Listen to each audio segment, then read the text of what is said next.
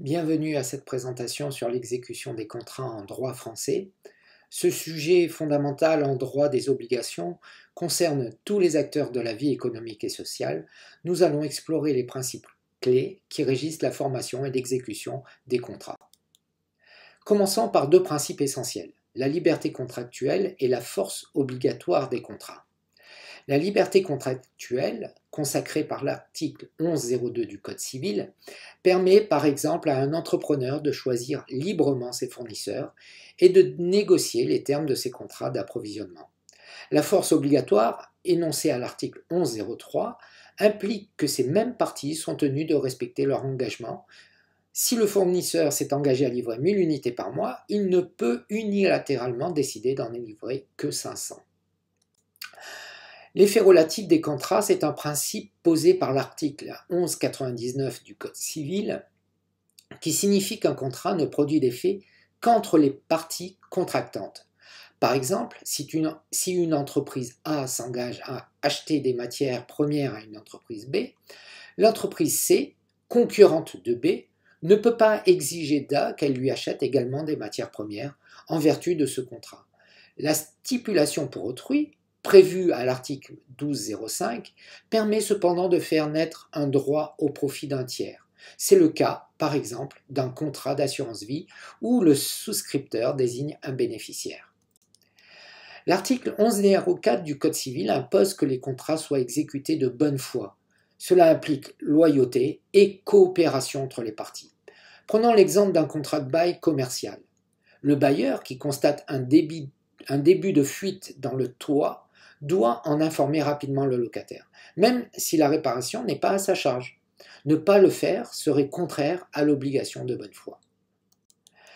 En ce qui concerne les clauses abusives, définies à l'article L 212-1 du Code de la consommation, ce sont celles qui créent un déséquilibre significatif entre les droits et obligations des parties au détriment du consommateur.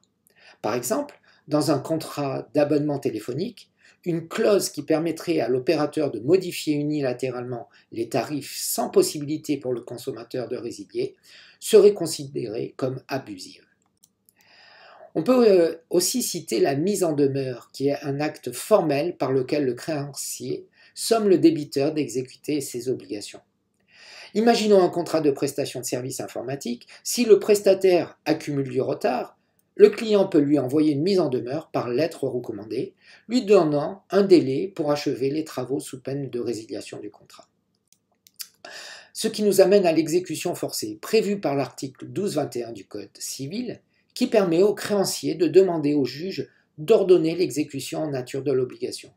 Dans le cadre d'un contrat de vente immobilière, si le vendeur refuse de signer l'acte authentique, l'acheteur peut demander au juge d'ordonner la réalisation forcée de la vente. Les clauses particulières permettent quant à elles d'anticiper certaines situations. La clause résolutoire prévoit la résolution automatique du contrat en cas d'inexécution. Dans un contrat de crédit-bail, on trouve souvent une clause résolutoire en cas de non-paiement de plusieurs loyers. La clause pénale, quant à elle, fixe forfaitairement les dommages-intérêts dus en cas d'inexécution. Par exemple, dans un contrat de construction, une clause pénale peut prévoir une indemnité par jour de retard dans la livraison. Il existe aussi l'exception d'inexécution prévue à l'article 1219 du Code civil qui permet à une partie de suspendre l'exécution de son obligation si l'autre n'exécute pas la sienne. Dans un contrat de vente, si l'acheteur ne paie pas le prix, le vendeur peut refuser de livrer la marchandise. Cependant, cette suspension doit être proportionnée à l'inexécution de l'autre partie. Enfin, l'inexécution peut conduire à la fin du contrat, soit par résolution, soit par résiliation. La résolution anéantit rétroactivement le contrat. Dans une vente, si l'acheteur ne paie pas, le vendeur peut demander la résolution. Le bien lui revient et les parties doivent se restituer leurs prestations. La résiliation met fin au contrat pour l'avenir. Dans un contrat de bail, si le locataire ne paie pas ses loyers, le bailleur peut demander la résiliation. Le contrat prend fin, mais les loyers passés restent dus.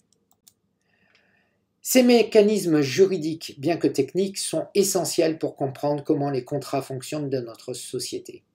Ils assurent la sécurité juridique des transactions tout en permettant une certaine flexibilité. N'hésitez pas à approfondir ces notions car elles sont au cœur de nombreuses situations de la vie quotidienne et professionnelle, sans oublier l'épreuve du bac.